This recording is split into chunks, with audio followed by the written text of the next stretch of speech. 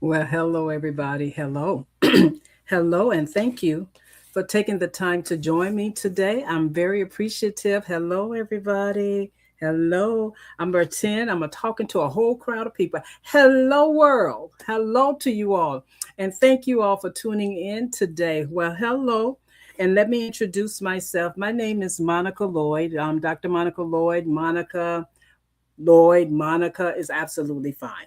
But I want to thank you all for joining me on today on our part two, as we talk about offense, the stumbling block. Offense, the stumbling block. And I want to say that I really enjoyed having lunch with you last Saturday on August the 8th.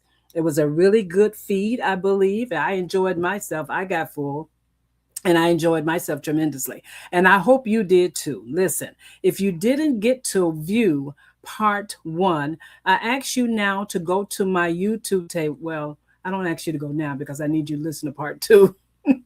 But I want you to take the time after today to go back, listen to part one on my Facebook page under Dr. Monica Lloyd or on my YouTube channel, Dr. Monica Lloyd.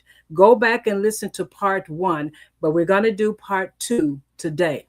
Now, next Saturday, which is August the 22nd, we're going to finalize all of this as it relates to offense, the stumbling block. And we'll do part three then, because I don't want to feed you so much at one time that you will get sick.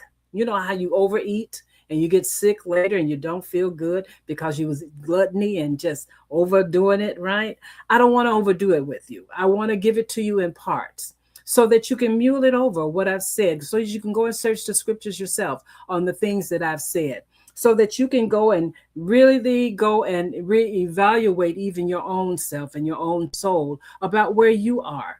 Because offense has a plan. Hear me. Offense has a plan, and it's a plan of the enemy that I don't want you to fall into. And if you happen, just like I did, fall into it, I want you to escape. I want you to get out. I want you to be free. And so I'm thanking you for taking the time to come in and listen to what I want to share with you and feed you as we have lunch and learn today. I want to be able to talk to you about this thing called offense because the enemy uses it to stop you. Let me tell you what the purpose of it is: to stop you from fulfilling the plans of God. That's what offense is: to stop you from fulfilling the plans of God. And this has to cease. So, my job, my feeding, I'm the chef today, feeding you today. My feeding is to help you be aware of it, but also to overcome it. To overcome it. And hopefully, you have ears that are able to hear what the Spirit of the Lord is saying as it relates to you, just like I had to have an ear to hear what the Spirit of the Lord was saying to me when I got offended. And I learned some things. I learned some things in the process of what I did learn, I want to share with you. And so on today, we want to continue with part two. But just like a teacher, I like to teach, just like a teacher would. Let's recap on what we talked about without you giving you everything, because I want you to go and view it. But recap on what we talked about, just the key points on what we talked about as it related to offense in last week. And we talked about offense, the nature of offense. It's inevitable. It's going to happen. It's destined to happen to all of us. But how we respond determines how we move forward. Let me say that again. Offense is going to happen to you. Hello. You can't escape it. It's going to occur.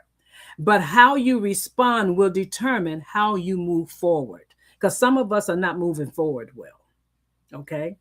Some of us are not moving forward well. But depending on how you respond will depend on how you move forward. Because offense is going to come. Listen, as a recap, just for the key points, because like I said, I want you to go and view part one. I want you to take the time to go back and listen to that. But before we get into part two, here were some of the teaching points that we had mentioned in the process of talking about the offense, the stumbling block, but the subtopic being the nature of offense. It's inevitable, which means it's going to occur. Some of the teaching points that we went over, which I'm going to share in a minute. But let me tell you, I will tell and share you with this. Why do I want to do a lunch and learn on this? And when you go back and look at part one, I explained why, because I had did something on TikTok. I like to call it TikTok. I know it's TikTok, but I like TikTok. And I happened to did something alive on TikTok, and I got reported because whoever viewed it perceived that I was talking about my employees, because I am a supervisor in corporate America. And someone perceived that I was talking about my employees and reported me to HR. And in the process of them reporting me to HR, I haven't been in nursing because I'm a nurse, haven't been in nursing for 30 some years.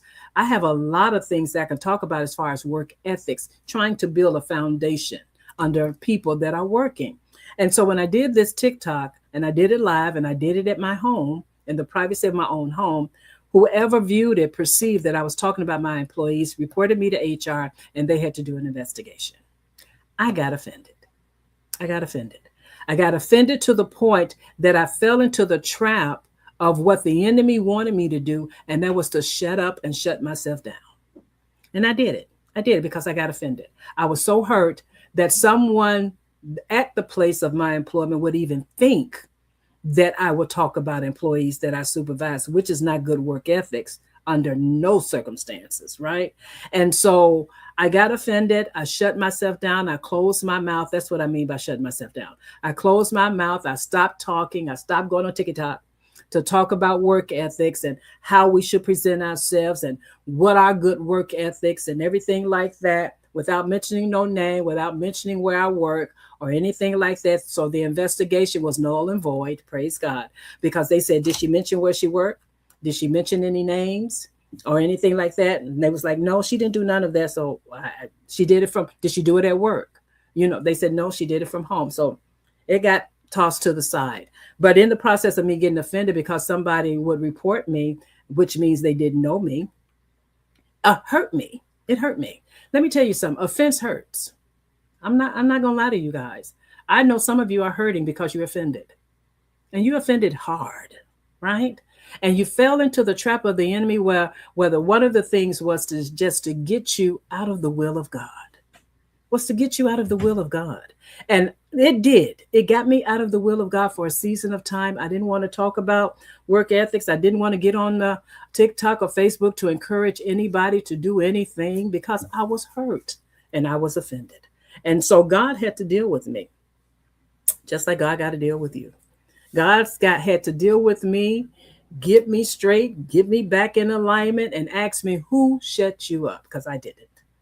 And yes, in the teaching of part one, where I talked about the nature of offense, it's inevitable. Offense is going to come. The Bible tells us it's going to come. But I say to you, how you respond to it will determine how you move forward. And the way at that time I responded, I decided to not say anything. And it wasn't the right thing to do. It wasn't the right thing to do.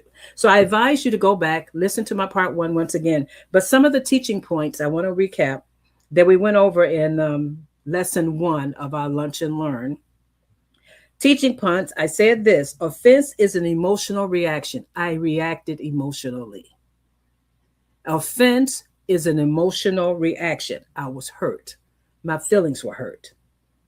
I felt disrespected. That was one of the teaching points, feeling disrespected, feeling left out or misunderstood. When you become offended and your emotions get involved, you have hurt feelings, you feel disrespected, and you feel misunderstood. You feel misunderstood. Another teaching point was offense is a spiritual trap, which I've already told you. It's a trap of the enemy to get you distracted, to remove you from the will of God. And so offense is a spiritual trap. And I said this to you all last week. I said, offense not only hurt relationships, it hardens your heart. It hardens your heart. That to the point you won't listen to people and you won't listen to God. That's a bad place to be. You won't listen to people and you won't listen to God because your heart has hardened. It's a spiritual trap, and it's there to design to get your heart, but it's because you're hurt and you're offended. Another key point we talked about was offense can block your growth. Because you won't listen to people and you won't listen to God, you cannot grow. You cannot grow. Offense has stopped you from growing. Listen, Offense can block your growth. When offended, we stop listening. I just told you, you won't listen to God, you won't listen to people.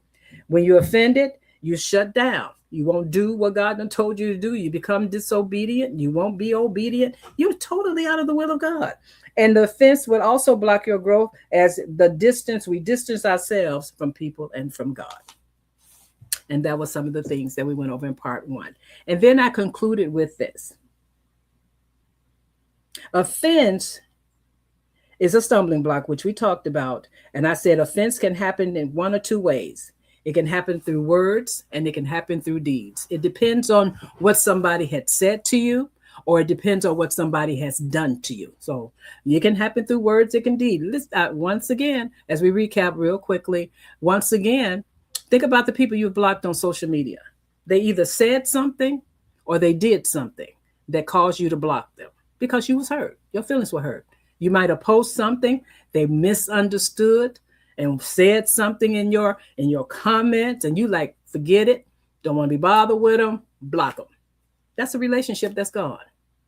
That's a relationship that's gone. And the enemy is like, yes, that's a relationship I destroyed. Yes, all because they got offended, right? And so I ended the question of the class, or a statement with the class, was this key truth that I ended with the class, with our lunch and learn last Saturday. And I said this: you don't stumble because someone offended you, because it was teaching on offense, the stumbling block, the nature of offense, which is inevitable. And I said this to you all, and I want to repeat it to you again. You don't stumble because someone offended you, my dear hearts. Let me pause right there. You don't stumble because somebody offended you, but you stumble when you hold on to it, to the offense, when you hold on to it. You don't stumble because someone offended you. You stumble when you hold on to it. And if you haven't learned how to let it go, welcome to part two.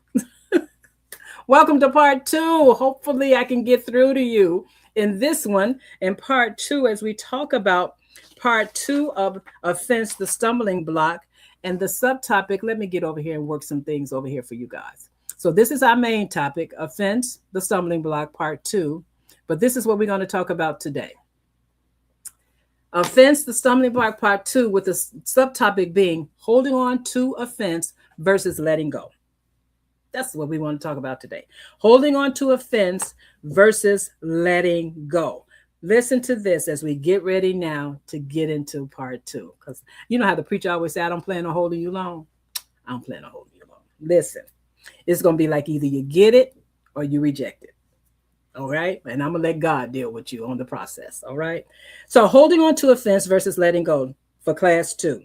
Choosing to dwell on, nurture, and carry the resentment or hurt caused by someone else's words or deeds, and you keep replaying the thought.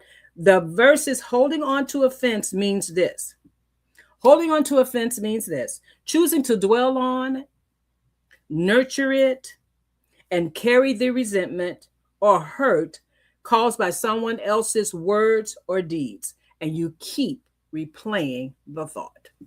That's holding on to offense. Let me say it one more time. One for the Holy Ghost. Holding on to offense means this: choosing to dwell on it. Can't get it out of my head. I keep thinking about how they hurt my feelings. I keep replaying it in my mind. It says to dwell on it, to nurture it. I keep watering that thing, what they said, what they did. I keep going back reading that post over and over and say, how could they say what they said? What made them do what they do or did? I'm nurturing it. I'm carrying that resentment. I'm carrying that hurt everywhere I go. I'm carrying it, caused by somebody's words or deeds that were done to me. And I'm holding on to the offense. And I told you last week, stumbling block wise, you don't stumble because someone offended you. You stumble because you're holding on to it. And we got to learn to let it go. I mean, I'm not saying it to the point, you come and tell somebody I'm hurt, they offended me, and they say, girl, get over that. Man, get over that. No, I'm not talking about like that. I know it hurts you. I'm acknowledging it, okay? I know it hurt you. I know it didn't feel good. Trust me, been there, done that. I know this. So I will not dismiss your feelings. All right. They're your feelings, but they're not always truth. All right. That's not always truth, because in the process of you getting hurt and being offended by whatever word or deed that came into play, you now are accountable. And knowing this, you don't have to hold on to it. As they used to say, drop it like it's hot, let it go, right? Don't dwell on that thing. Don't nurture it. Don't carry it around with you, because it's doing something on the inside of you that is causing you not to listen to people or to God. It's causing you to pull away from relationships. It's causing you to pull away from relationships. And the enemy is after relationships, because it's a person, it's an individual, or maybe it's a group that cause some words or deeds to be said to offend you, to pull away, to isolate you. That's a trap of the enemy, to do that to you. And I'm here to tell you that's not the will of God. That's not the will of God. When I stopped talking and stopped sharing what God had given to me to share to the workforce, God is like, I didn't do that. You were saying some good things, but you allowed the enemy to shut you up. That's not my will. And you being disobedient, listen, I'm going to talk about me. And Monica, you're being disobedient by not carrying through the assignment I gave you. That's disobedience. You can't grow in disobedience. Hear me, people. You cannot grow in disobedience. So the trap of the enemy working through offense to shut you down, to stop you, to stunt you, is, I'm here to tell you to release it and let it go, because God got plans for you. He got plans for you. Let's move on. Listen, in Hebrews 12 and 15, did I put it up here? Yes. Listen to this. Hebrews 12 and 15 out of the New Living Translation. It says that, see that no one misses God, loving favor, period. I want to stop right there. See that no one misses God's loving favor. Do not let wrong thoughts about others get started among you, because that's what offense will do. If you do, many people return to a life of sin. One of the things that we talked about in part one was that even though the offense is a trap, the offense is purpose to cause an individual to fall into sin, Because when you get offended and you have taken yourself out of the will of God, you most definitely, as you move forward, will fall into sin, because you are offended. Your feelings are hurt. That is good ground for the enemy to continue to work on you, and it will cause you to fall to sin. So when this scripture says this, see that no one misses God's loving favor. Do not let wrong thoughts about others get started among you. Stop thinking about that wrong thought. Yeah, they offended you. Your feelings are real. I admitted that, right? And they did something in their words and they did something in their deeds. I understand that. But I also told you, you can't dwell on it. You can't nurture it. You can't hold on to the resentment and the hurt. In order for you to move forward, you gotta let it go. You gotta let it go. See that no one misses God's loving favor. Do not let wrong thoughts about others get started among you. If you do, because you're human, if you do, but listen to your consequence of if you do, many people will be turned to a life of sin. Will be turned to a life of sin. And that, my dear hearts, is not the plan of God. It's not the plan of God, which is why God does not want us to dwell on it, nurture it, hold on to it, but he wants us to let it go. So as we talk about, either I'm going to hold on to this offense, which I'm telling you is not good, which we have kind of went over all of that, versus letting it go. But can I tell you where offense comes into play and the root of offense too? If you decide to hold on to it, it's called pride. It's called pride. When I got offended, because it's easier to talk about me, when I got offended from the deeds and the words that were stated about me, and found myself out of the will of God, and it took me some time to listen, even to my own husband. He was like, baby, this is a trap. You shouldn't do that. Go on and continue to do what God told you to do. I wasn't listening to him. And I heard God talk to me about my own spirit and my own soul. I wasn't listening to him, right? Because it took me some time to get over that thing, right? And so I found out that I was being very prideful. Very prideful. The root of offense also, and not letting it go, is pride. And I put it like this: pride will not let you admit you are hurt or offended, because eventually you'll say, I'm over it, but you still ain't obedient. I'm over it, and you still ain't loving. I'm over it, and you haven't renewed the relationship. I'm over it. Or you get this: I'm fine. I'm fine. Yeah, I know what they said, but I'm over it. I'm fine. That's your pride talking, because you're still holding on it, hold on to it. You're still nurturing it. You still dwelling. I remember some of you are like, I remember my mama said about me, and I'm hurt, and I'll never forgive her, because she shouldn't have never said that, or my dad shouldn't have never said that about me. I'm offended.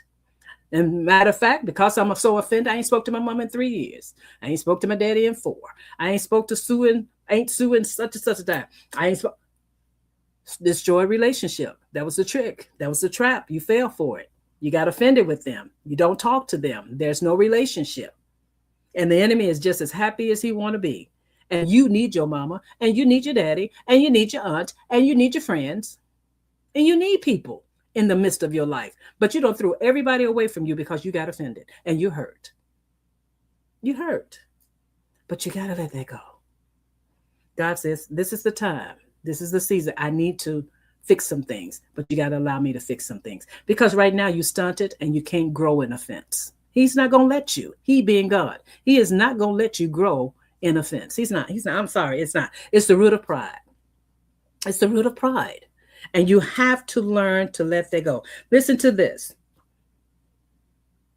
In Hebrews, I think I shared it with you already, 12 and 15. And it says this out of the New King James Version. It reads like this: looking diligently, lest any man fail of the grace of God. This is the New King James Version versus to what we have just read out of the New Living. But out of the New King James, it says, looking diligently, lest any man fail of the grace of God, lest any root of bitterness springing up trouble you, and thereby many be defiled. In the process of you holding on, my dear hearts, until this offense that you dwell on, you nurture it, you holding on to it, you are developing not only a root of pride, but you're developing a root called bitterness. A root of bitterness is dwelling up on the inside of you. New King James Version put it like that. Looking diligently, lest any man fail of the grace of God, lest any root of bitterness springs up and trouble you, and thereby many be defiled. Many fall into sin. Root of bitterness. Listen, roots are designed to grow downward. They grow towards sources of moisture. And roots, they navigate around barriers and compacted soil. Roots are designed to grow downward. They go towards moisture, and they navigate around barriers and compacted soil. So when you develop this pride and then turns into roots of bitterness, it gets so enrooted in you that you not trust people. You don't trust God. You're not fulfilling the will of God. You're not moving forward. You're stunted because you're all tangled up in the midst of these roots. And it's going to take God to get you free. It's going to take God to get you free. All right. But you're going to have to work with God. You're going to have to work with him instead of just dwelling in the midst of being all tangled up in these roots that really shouldn't have a part of you at all. And it was the trick of the enemy that did it. It was the trick of the enemy that did it. But you have to get to the mindset and get to the part of your life, because you're human. I know that. Okay. Get to the part of your life that you was like, this ain't right. I don't have peace. I don't feel good about this. There's something wrong. I shouldn't be living like this. Right. And that's the way I felt. It's like God wasn't talking too much anymore all of a sudden, because I wasn't listening to him in the beginning. Why keep on talking to somebody that ain't listening to you? Right. And so I'm like, I love hearing from God. I love talking to him. I love communicating with my husband and my spouse and my friends and relationships and people that I trust to be in the midst of my life. But after a while, they're going to stop talking because you're not listening. Because you're so offended, your root of bitterness, and every time you speak, you spew out. It ain't love. You spew out stuff that you shouldn't be spewing out. And so people will pull away from you, and then you find yourself lonely. And that's another trap of the enemy, to get you alone. And that's not the plan of God. All right? People will tolerate you for a certain length of time. And I am one that never wants to be tolerated. How about you? How about you? Let's continue on. So, in the process of this, holding on to offense versus letting go, I'm just going to get to the point. The main thing that you have to do, you're going to have to do this. And let's start with reading this. Okay. Ephesians 4:31 through 32, I believe it's out of the New Living Translation. Put out of your life all things, bad feelings about other people. Here's some things to help you get rid of this offense. All right. And I love the word of God. Listen, put out of your life all things, bad feelings about other people, your anger, temper, loud talk, bad talk, which hurts other people, and bad feelings, which hurt other people. So you got some work to do in order to get over this offense. I had some work to do. I don't even know who reported me, but yet I told God, this is what you got to do. I forgive them. To get over offense is going to require forgiveness from you. That's all it requires. Is forgiveness from you. Ephesians again said, but in addition, put out all of your life these bad things, bad feelings about other people, your anger about them people, your temperament about them people, loud talk, that means gossiping and spreading stuff about them people, bad talk, which hurts other people, and bad feelings, which hurts other people. You got some work to do. You got to learn how to forgive other people. You've got to learn to forgive the words they spoke and the deeds they done in order for you to move forward and grow. You got to get past that, my dear hearts. All right? You got to learn to forgive. That's the key. Forgiveness is not approval of what they did. Write this down somewhere. Forgiveness is not approval for what they said or for what they did. That's not what forgiveness is. But forgiveness is a release. I release you. I set you free for what you said to me. I set you free for what you did to me. I set you free. I don't approve of what you did. Hear me good, because it did hurt me. But I set you free for what you did. I release you. I release you. Because forgiveness, listen, I wasn't getting there yet, but listen, forgiveness is not for them, dear hearts. Forgiveness is for you. For you. Did y'all ever used to hear a saying, forgiveness kind of works like this? You got some poison. I may not say this right, but y'all get what I'm trying to say. You got some poison that is intended for the person that hurt you, but you drink the poison waiting for that person to die. Do that make any sense? None at all. You drink the poison and hope that they die. That's not how that works, my dears. That's not how that works. How about we don't have no poison? How about we don't have no poison? But we learn to forgive people and to allow them to move forward away from you and your heart and your soul so that you can live. Because forgiveness is for you. It's not saying that you give them, you saying that I approve of what they did, but you're releasing them from you. You're releasing them from you. You're getting them out of your heart. You're getting them out of your soul, out of your emotions, out of your feelings. All right? You're releasing them from you so that you can go on and grow. because you cannot grow in the midst of offense because it's done develop pride and it has developed the root of bitterness on the inside of you. We got to get that stuff cleaned out. It's just like a garden.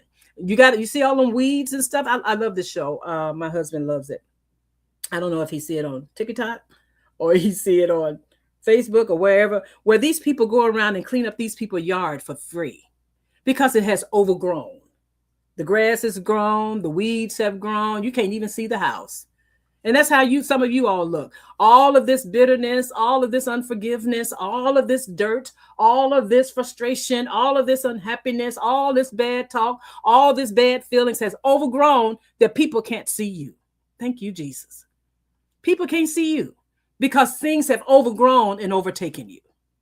And so here these people do, and these people they go up to these doors, knock on these people's doors, and they say, hi, we're here. We notice your yard, and we want to clean your yard for free. That's what these people do. They go and clean these people's yard that has overgrown for free. Don't charge them a dime. The only thing they ask of them is that let us do what we do. Don't tell me how to design it or anything like that, but I want to clean up your yard. Can I tell you something? Flip it. God is knocking at the door of your heart. And he's saying, can I come in and clean up your yard? God says, can I come in and clean up your hurt? Can I come in and clean up your unforgiveness? Can I come in and clean up all of that's on the midst of your soul? Will you let me in? And guess what? I'll do it for free. Ain't God good? I got on the shirt say, won't he do it? Won't he do it? You ain't got to pay a dime. God said, let me come in and clean up all that. All I ask of you is that you let me in. Just let me in and I'll clean it up for you. But you got to be willing to open up and let him come in so that he can come in and clean that, change that hard heart into a heart of flesh for you so that you can feel again, so that you can love again, so that you can build relationships again, because offense won't let you do none of that. And God says, knock, knock. Can I come in and clean up your garden? Would you let me come in and clean up your garden? And I'll do it for free. I love it. I love it. That's what God had to do to me, Monica. Let me come in and clean up all that. Let me clean up all that hurt. Let me clean up all that pride. Because I don't want it to. I didn't get to the point of bitterness. I did not. Because I didn't even know who reported me. So I don't even know who to get bitter towards. Right? God said, but I want to clean that up. And I'll do it for free. Just let me in. And I did. I let him in. And I learned to love again. I learned to trust again. Right? Everybody. I just learned to trust. I mean, until you show me something different, yeah. Then if you do show me something through words and deeds, I'm not going to get offended because I know it's the trap of the enemy and I'm not falling in that trap no more. Once is enough for me. And I hope once is enough for you. I'm not falling into that. So forgiveness is not approval, but it is a release. And forgiveness, hear me, protects your heart. Forgiveness protects your heart. Listen, I know offense and being offended is not easy to get over. I'm not saying that, but you can get over it. You can, and you can build relationships again. Once you realize that it's the purpose and the plans of the enemy to destroy you in the first place. The purpose and the plans of the enemy is to destroy you in the first place and to destroy relationships and to get you out of the will of God. In knowing that, let forgiveness have its perfect work on the inside of you and allow God to come in and clean your garden. And he wants to do it for free. All right.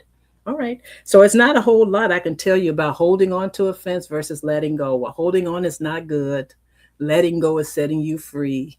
And so you can move forward. And Monica, how do I do that? By forgiving. All right. Forgiving. All right. Some of you may even have to set boundaries as it relates to relationships so that you don't get offended. That's okay. That's okay. You can set boundaries because, see, I know how you work. I know how you manipulate. I know how you taunt people. I know you. I love you, but I know you. I love you, but I know you. So therefore, I can set some boundaries and still love you and be in the will of God. It's okay. It's okay. You can do that, right? Because you've learned people. or certain people, and you know how they operate. So set some boundaries, but still love them, but and also forgive them. All right, for their past deeds, their past words and actions. All right. Listen to this as we get ready to close. You know, like the teacher, I'm getting ready to close it down as a teacher. I'm gonna close this down, and as I get ready to do that, and let me tell you something else about bitterness and what it is, and you can write this down. Bitterness is nothing but unfulfilled revenge. When you get to the root of bitterness, bitterness is only unfulfilled revenge because you didn't see something revengeful happen towards the person that hurt you. So you develop bitterness. You get a little angry with God. Why didn't you, strike them down or do something to them to show me that you heard me? When God says revenge is mine, don't you worry about how I handle it. Don't you worry about how I handle that. I'm gonna handle that, but don't you worry about how I handle it. And plus, I don't handle things the way you handle. You got to remember, I'm a God of love, right? I handle things differently than how you would handle it. But because you didn't see how or when God handled it, bitterness sets up in you, and bitterness is only an unfulfilled revenge. Just know that. It's going to take God, as I told you all, to be able to get over this offense, and you have to let him in to come in and clean up your garden. So here's some teaching points for us for today. One teaching point as I close: unforgiveness grows roots. I told you that. Roots of bitterness, roots of pride, right? Offense can affect your attitude, friendship, and faith when you allow unforgiveness to grow roots. Once again, one of the things that offense does, unforgiveness grows roots. When you don't forgive, unforgiveness grows roots. And that means offense can affect your attitude, friendships, and your faith. Don't want that to happen. Number two, forgiveness is a choice. Hear me good on this one, dear hearts. Forgiveness is a choice, not a feeling. I don't feel like forgiving them, so it's not a feeling. It's an action. It's a choice. You don't have to feel to forgive. Can I get a shirt that say that? You don't have to feel to forgive. You don't. It's a choice. It's an action. It's a deed that you have to do. Okay? So number two, forgiveness is not a choice. Forgiveness is a choice, but it's not a feeling. All right? So don't look to feel all googly and bubbly inside when you do it. No. Just do it from your heart. Just do it from your heart. Number three, offense keeps you stuck. Forgiveness sets you free. And we did say that. Offense keeps you stuck. You can't grow. But forgiveness sets you free. Who don't want to be free? I don't want to be stuck. I don't want to be stuck. So I want to be free. Right? So offense keeps you stuck. Forgiveness sets you free. Up under that, you relive it when you don't release. You got to don't relive that mess. Release it. And forgiveness breaks the replay button. Forgiveness breaks the replay button. Remember earlier we said you'll learn how to dwell on it, nurture it, hold on to it, be hurt, hold on to the resentment and all of that. We're saying let it go. Let that mess go. Forgiveness breaks the replay button. I don't want to replay that. Because every time I replay it, I get this little bubbly gut in my stomach. I don't want to replay. I'm finna forgive so I can let that go. And it's a choice and it's not a feeling. I'm going to let that thing go. I forgive you. Yeah, I do. I really forgive you. I'm done with that. Right? So finally, the key truth is this, and I said it earlier. You don't forgive for them. You forgive for you. That's your key truth for the day. You don't forgive for them. You forgive for you, sweetheart, because you deserve to be free. You deserve to be free. Here's a remedy along with forgiveness, and it's over in Philippians 4:4-8. Here's a remedy. It says, because I just previously told you forgiveness breaks the replay button, so you need something else to replay, to put in its place. You need something else to put in its place.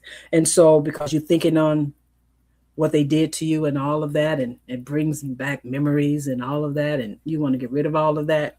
So in order to do that, we're going to do Philippians 4, verses 4-8, where it says, think on these things. Just in case you don't know what to think about, just in case, go to Philippians 4, verses 4 through 8, and it says, think on these things. Go get your mind changed, get a reset. Let's replace something else. We're going to think on these things: truth, honest, just, pure, lovely, good report. If there be any virtue, if there be any praise, think on these things. That's your remedy to the replay button, to go forth and think on these things. All right. Well, I'm finished with part 2. Pray that you enjoyed it. I enjoyed feeding you today, and I thank you for sticking with me throughout the meal. I appreciate that more than anything. Make sure you don't go in there and throw nothing up, because all of that is good for your nutrients. It's good for your growth, and so that you can go and move forward in the things of God and get back in the will of God as it relates to people, places, and things. So you can go and rebuild some relationships. All right. There's some relationships you got to go back and rebuild because you threw them away. And God did not intend for you to throw them away. Now, some may have been, but not all of them. All right. So think about that as you go forth to make a choice to forgive people instead of throwing them away, and allow God to work on that beautiful heart of yours and get it out of the hard state, but put it in the soft state. All right. Go change your replay button. Go to Philippians 4 and think on these things. And then you'll notice that if it happens to come back up, it won't affect you the way that it did before. Offense won't affect you the way it did before. You may have it pass through your thoughts, and you'll be like, oh, I'm so over that. I'm so grateful to God for over that. You'll find yourself praising God for it. Lord, thank you for delivering me from that. Oh, I thank you, God. Won't he do it? I'm going to say, won't he do it? Won't he do it? He will do it. If he did it for me, he'll do it for you. Ain't that what Ty Tribbett said? If he did it again, well, for me, he'll do it. Well, y'all know the song. Okay, I don't remember it. But anyway, I love you. Thank you. Join me next week for part 3 as we conclude Offense, the Stumbling Block. Please go and look back at my YouTube channel, Dr. Monica Lloyd. Hit the subscribe button, hit the bell to give you notice that anytime I pop up, you'll be made aware of that. Go to my Facebook page, Dr. Monica Lloyd. Look me up there. Go look at it there. Share me with your friends. Share me even with the person you offended with. How about that? Share me with the person you offended with. That'll show some forgiveness. Yes. That'll show some forgiveness too. But go and share it. Love it. Like it. I appreciate it. Give me your thoughts. Give me your thoughts. I won't get offended.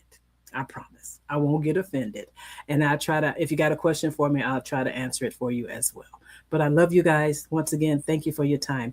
Have a blessed rest of your Saturday. And thank you for having lunch and learn with Dr. Monica Lloyd. That be me. And we'll meet up again next Saturday at 12 noon. Love you now. Bye-bye.